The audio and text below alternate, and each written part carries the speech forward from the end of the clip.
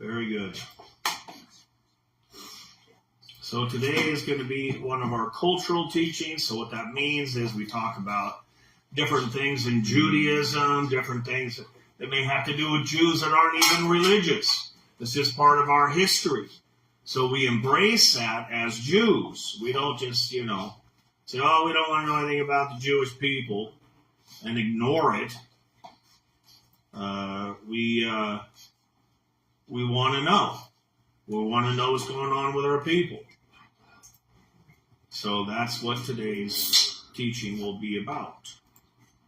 And it's going to be a fun one because it's about donuts. Is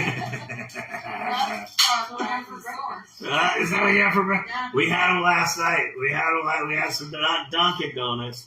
They don't have a Dunkin' Donuts here no more. We used to. I know. Now it's a nail salon. Is that what it is? That was Baskin Robbins. Oh, that was Baskin Robbins. Sorry, it was. But you could also get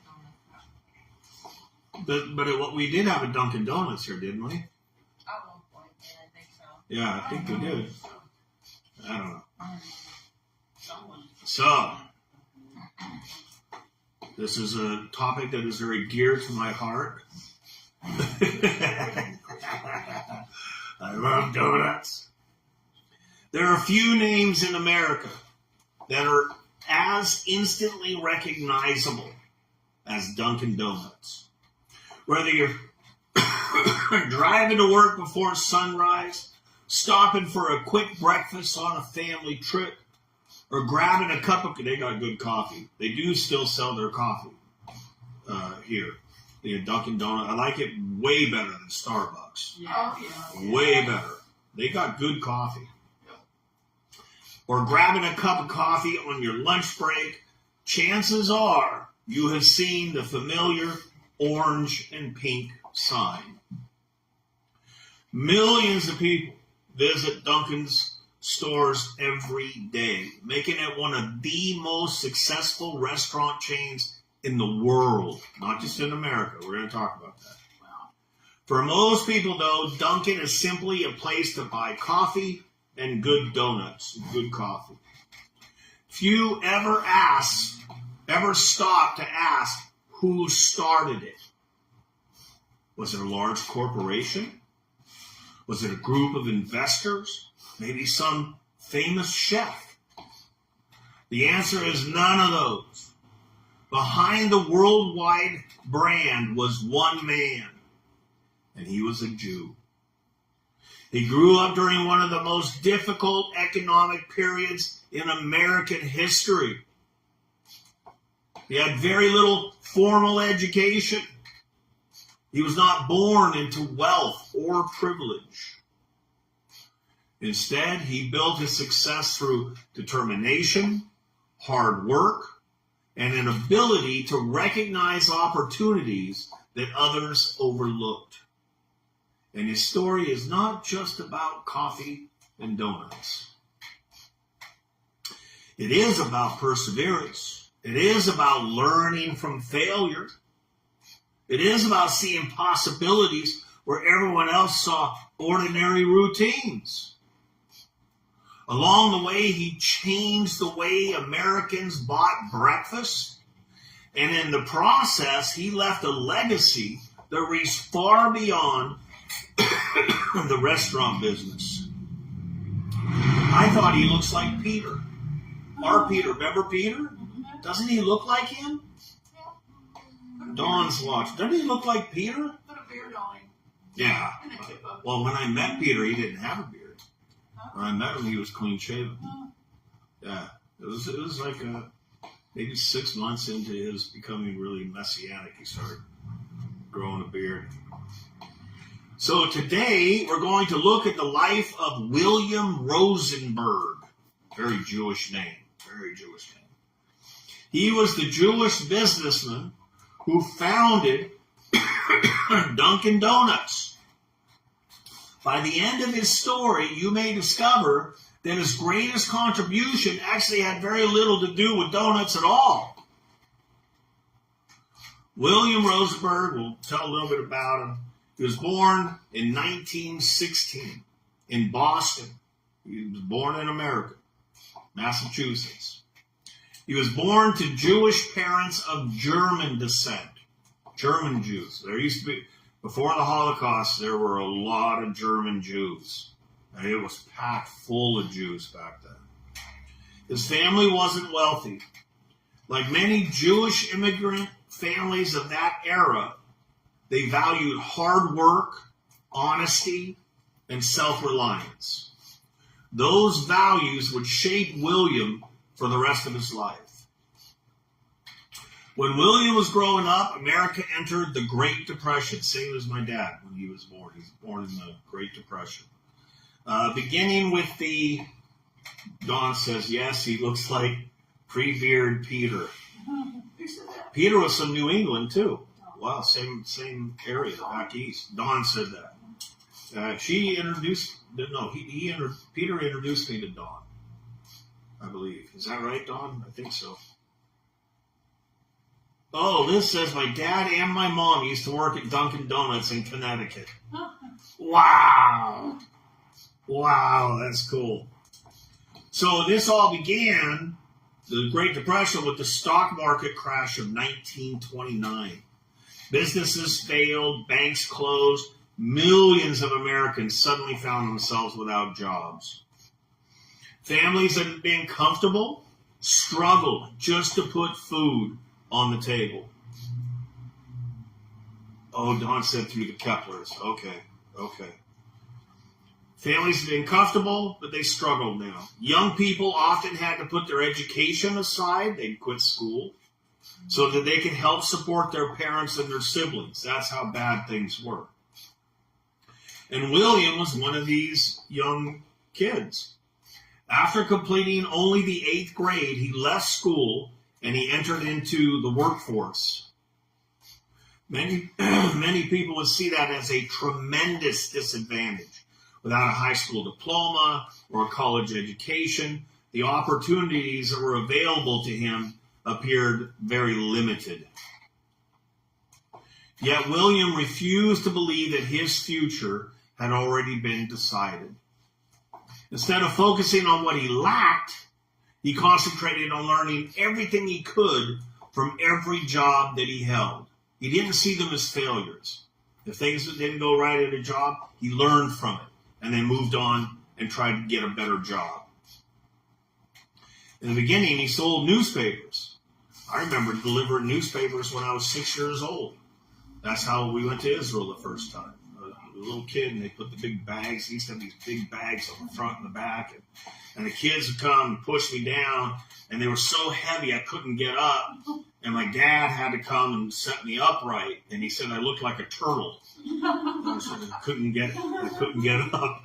So, and I paid my own way. All of us did. Me, Mike, and Wayne. We all paid our own way to Israel. Selling papers. Yeah, throwing papers. Yeah. Selling them too. Sometimes we had to go knock on doors and ask if they wanted to subscribe.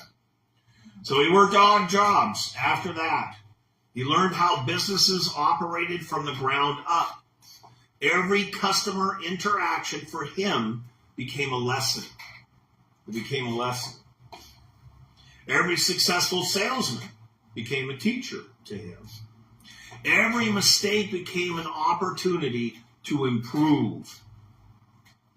Although he was no longer sitting in a classroom, he never stopped learning. A lot of people, they think they hit this ceiling, and they don't ever seem to learn any more than that.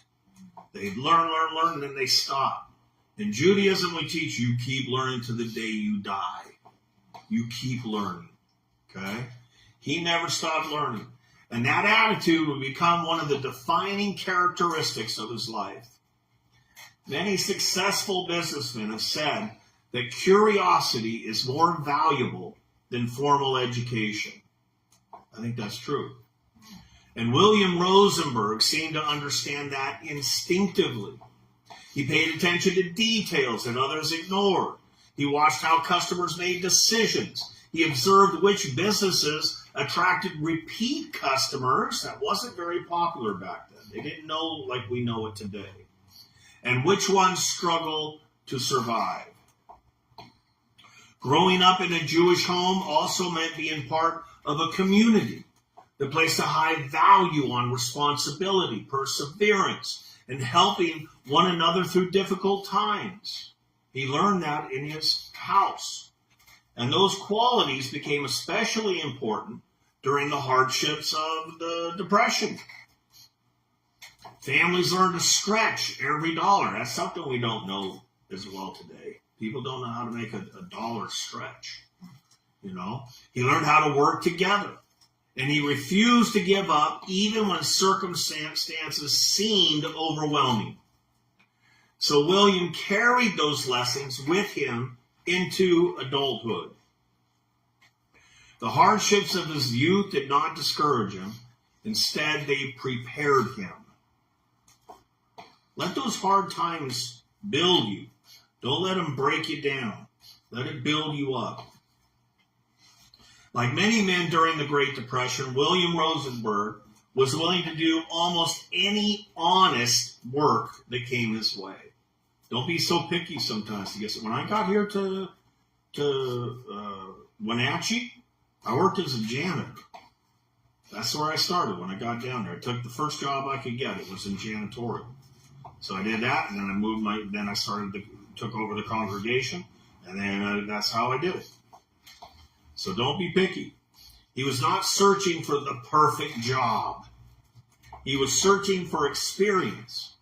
Looking back, it is remarkable how each position taught him a different piece of the puzzle that he would later put together into a successful business. One of his earliest jobs involved delivering ice cream for a company called Simcoe. I had to look everywhere for this picture. This is the only thing that's left on the net as far as picture is Simcoe ice cream, right? So at first glance, there was nothing glamorous about his work. It meant long hours, physical labor, and dealing with customers every day. Yet William paid attention to far more than simply making those deliveries. He watched which products sold the fastest. He noticed what customers, what they requested over and over and over again. He said, okay, this is becoming a popular product. He observed how good service encouraged people to come back. Many people work a job simply to collect their paycheck. They just want to get a paycheck and out they go. He didn't see it that way. William treated every job as an education. He believed there was something valuable to learn from every experience if a person was willing to pay attention. We've lost sight of these things in this era. Hey, Reggie. Good to see you. Especially in college. Education. Yeah. Exactly. His strong work ethic soon earned him greater responsibilities. Employers noticed that he was dependable, energetic, and willing to solve problems rather than just complain about them. And coming from a Jewish background, that could not have been easy to do. We're natural complainers. Those qualities opened doors that might otherwise have remained closed to someone with so little formal education. During the years leading up to the Second World War, or as Kamala would put it, World War XI, William then entered the food service business more directly. Eventually, he founded a company, again, this is hard to find, it was called Industrial Luncheon Services. He went into this company. And he expanded the growing business of mobile lunch trucks that brought meals and refreshments directly to factory and construction workers. What began with a handful of converted trucks eventually grew to a fleet of nearly 200 catering trucks. In fact, he was in the top tier. They don't know exactly which number, but like he was in the top 3 or top 5 in the country. He had more trucks than anybody, these gut trucks. He didn't invent it, but he had expanded it, made it popular, and he was one of the top tiers of how many he had. Nearly 200 of them. It made it one of the largest mobile food service operations of its kind in the U.S. Instead of requiring employees to leave their workplaces, his trucks brought fresh food, coffee, and snacks directly to them, saving workers time while helping businesses keep production moving. Operating those mobile lunch trucks taught William lessons that would eventually change his life. He carefully tracked, he's kept doing this, what customers purchased. To his surprise, one pattern stood out above all the others. The biggest profits did not come from full meals. They came from two simple items, coffee and donuts. Oh, he's going to turn the TV on. Sorry. You got it? Okay.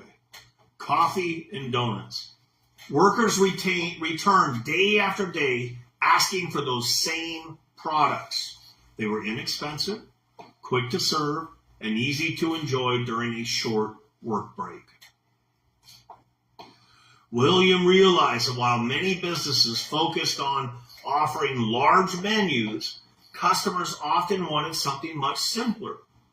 If he could provide consistently good coffee and fresh donuts in a pleasant environment, people would keep coming back. So this sounds like routine today. Back then, it was not routine. They didn't think like this. And that observation may sound obvious today, but at the time, it was anything but. Sometimes the greatest business ideas are not about inventing something new. They are about recognizing what people already love and doing it better than anybody else. That's a good Jewish business rule. William Rosenberg had discovered something that many business people miss. Success often comes from listening carefully to your customers instead of assuming that you already know what they want. That simple lesson learned while serving factory workers from his lunch trucks would soon lead him to open a small restaurant that would become known around the world. This is the first Dunkin' Donuts. That's the first one. It's still going today. Where is it? In Quincy, Massachusetts. Oh, okay. Yeah, not Quincy here. Yeah. Yeah. Look at the cars. Right. In 1948, when Israel became a nation, William Rosenberg decided to act on what he had learned from years of operating his catering business. He opened a small restaurant in Quincy, Massachusetts, but he called it Open Kettle. I could not find anything, because I don't think it was open very long under that name. I could not find any pictures, so I did that in AI. I made Open Kettle, but it was the same building. He later changed the name to Dunkin' Donuts, but it was originally called Open Kettle. And there is another business today that's called Open Kettle, but I don't think they're related. So what year was that first? 1948, 1948. the year that Israel became a nation. A lot happened in that year. A lot, worldwide. I was born that year. You were born in that year? I didn't. Have you told us that before? Wow. January 1948. January, that's the month I was born in. 18. But not 48. Still a baby. Yeah. And this is it today. It was a modest shop, but it was built around a simple philosophy. Serve high-quality food quickly. Treat customers well. And give them a reason to come back tomorrow. Although Open Kettle offered a variety of foods, Rosenberg already knew where the real demand lay. Coffee and donuts had consistently outsold nearly everything else on his lunch truck. So then, rather than trying to compete with restaurants offering these large menus, he decided to focus on doing a few things, but do them exceptionally well. After about 2 years, he made a decision that would become one of the smartest branding moves in American business history. In 1950, so it was only open for 2 years, the kettle, he changed the name from Open Kettle to Dunkin' Donuts. The new name was memorable, easy to... What is that? Somebody's radio. Oh, I can hear it. It was easy to say, and it perfectly described what customers were already doing. They were dunking their donuts into a hot cup of coffee. So the concept was refreshingly simple. Fast, friendly service. Customers did not have to wait for a full meal or pay restaurant prices. It was a revolution. Better than the French Revolution. They could stop in for a quick breakfast, enjoy a coffee break during the day, or pick up a dozen donuts to take home to their families. Rosenberg also believed that customers appreciated variety. I don't know if you remember this, but I remember a commercial about this. Instead of offering only a handful of choices, Dunkin' Donuts became known for carrying 52 different varieties of donuts. You remember that commercial? There was a commercial about that. Whether someone preferred glazed, jelly-filled, chocolate, old-fashioned, or another favorite, there was usually something to satisfy every taste. That selection helped distinguish Dunkin' Donuts from its competitors. Quality was equally important. Rosenberg insisted that the coffee be consistently good and that the donuts be fresh. He understood that a customer who had a good experience, if they had a good experience once, they might come back again. But a customer who had a good experience every time, they would become a loyal regular. That word was not used back then. A regular. That's what we call them now. I worked in the restaurant business for years. We call them regulars. He's the one that brought that concept in, to be a regular.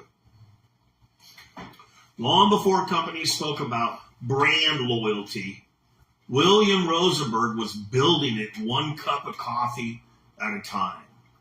His philosophy was straightforward. Find out what customers want, give it to them consistently, and never stop improving. That's a good way to go. See, he looks like Peter here, too. It sounds very simple to us now, but many businesses, even today, fail because they forget one of those steps. Rosenberg never forgot it. What began as a single donut shop in Quincy, Massachusetts, soon attracted loyal customers from across the whole area. Few people walking through the doors realized that they were witnessing the beginning of a company that would eventually grow into one of the world's best-known restaurant chains. That's him when he was young. And then, as I was looking through these pictures, I saw that guy. Do you see that guy? You don't remember him? He was in all the commercials. That guy, that's familiar. He was the face of Dunkin' Donuts, that guy. I was like, I don't recognize that guy. And then I found some more pictures of him.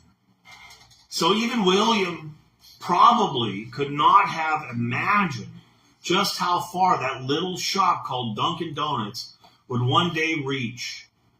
In 1955, only a few years after opening the first Dunkin' Donuts, William Rosenberg made another bold decision. Rather than opening every new store himself, he began franchising the business. Okay, franchising was known already at this time, but he made it popular. There was only like four other restaurants that were doing this new thing called franchising. He got on that boat. Under this model, independent business owners could operate their own Dunkin' Donuts while still following the company's proven methods and standards. It was a way to expand much more quickly than any one person could have managed alone, and the idea worked. We're going to be talking about this place, the International Franchise Association. We'll be talking about it in a minute. This is them as well. New Dunkin' Donuts locations began appearing throughout New England, and then across, isn't that what she said, New England? Connecticut, yeah, that's New England. Yeah. Customers appreciated that they could expect the same quality coffee, fresh donuts, friendly service, whether they visited a store close to home or one that was hundreds of miles away. Before long, Dunkin' Donuts had become one of America's fastest growing restaurant chains. Not every chapter of the story was smooth. There was ups and downs, but overall, it was very successful. Now, Willie's brother-in-law, Harry Winokur, he eventually left the company and he started a competing chain called Mr. Donut. Mr. Donut. For years, the two businesses competed for customers, opening stores in many of the same markets. At one point, Mr. Donut actually had more locations than Dunkin' Donuts did. But over time, Dunkin' continued to grow while Mr. Donut gradually disappeared from the American market after being acquired by another company. Today, Dunkin' remains one of the most recognizable names in the food industry, but Mr. Donut survives primarily in parts of Asia. So I started calling all my Asian friends last night. Do you know about Mr. Donut? They're like, oh yeah, we all, especially in the Philippines. We love Mr. Donut. We love Mr. Donut. I go, you know who that is? That's Dunkin' Donuts' brother-in-law. That's who was also Jewish, by the way. And he started that company, and they're all like, yeah, but now they said in the Philippines, Dunkin' is making an appearance in the Philippines, and it's growing faster than Mr. Donut in the Philippines. But it's all over Asia, Mr. Donut is. Mm-hmm. Isn't that something? So as William Rosenberg grew older, he devoted more of his attention to helping others succeed, which is another trait of being Jewish. You don't just help yourself, you help others. He became active in charitable causes. The American Jews contribute more to charities than any other people group worldwide. Jews do. He raised champion racehorses, and he wrote an autobiography entitled Time to Make the Donuts. Young businessmen frequently sought his advice because he had proven that success was possible even without wealth or an advanced education. But if you ask most people what William Rosenberg's greatest accomplishment was, they will probably answer he founded Dunkin' Donuts. And that answer is understandable, but it is also incomplete. William Rosenberg's greatest contribution was not simply building a successful restaurant chain. He helped shape the modern franchise industry himself. This is what I was telling you we were going to talk about, the IFA.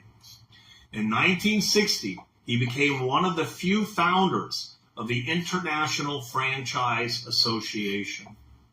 At a time when franchising was still a relatively new concept, the organization worked to establish ethical business practices,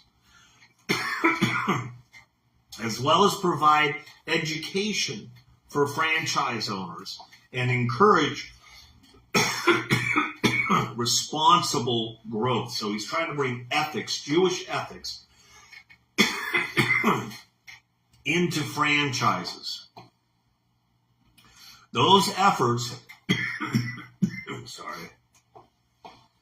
help make franchising a respected and trusted way to build businesses.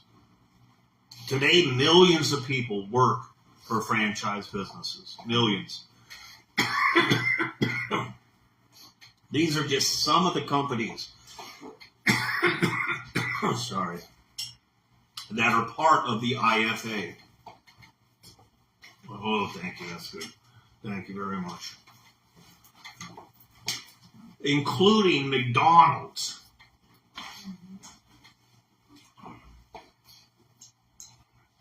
So there are automotive shops, hotels, cleaning companies, fitness centers, convenience stores.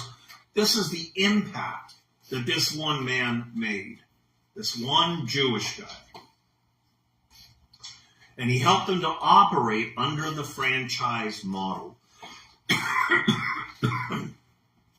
Thousands of men and women have been able to own businesses because of systems that pioneers like William Rosenberg helped develop and promote.